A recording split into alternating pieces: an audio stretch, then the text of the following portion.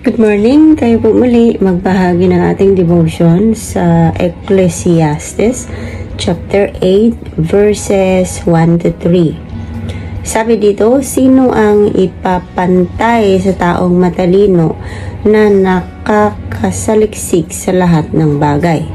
Ang karunungan ay nagpapasaya sa mukha ng tao, pati ang matigas na anyo ng mukha ay nawawala.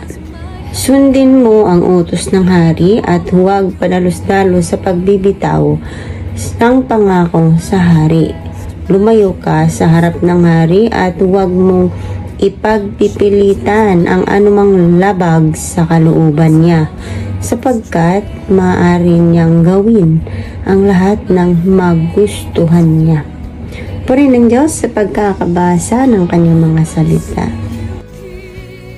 Magandang araw po sa ating lahat. Ang bahagi ko po, Ecclesiastes chapter 8 verse 4 to 6.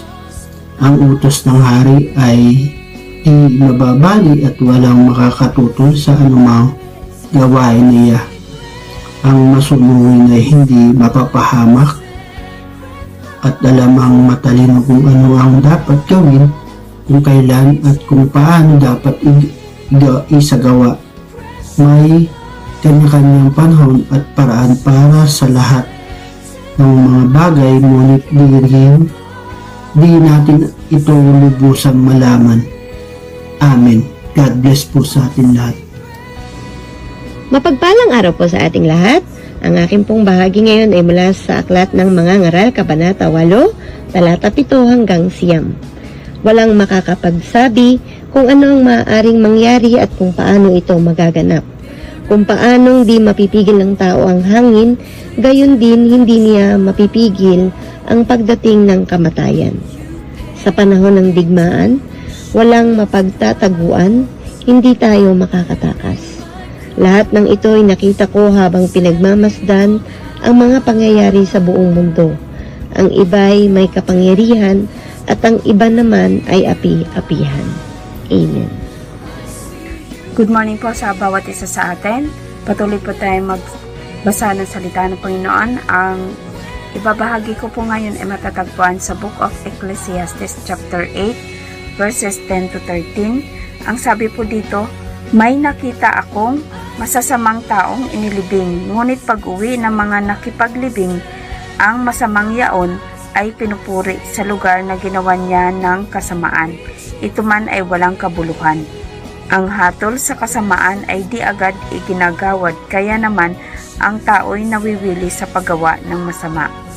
Kung sa bagay daan-daan man ang kasamaang gawin ng masama, ay wala ring mawawala sa taong nabubuhay ng matuwid, pagkat siya'y may takot sa Diyos.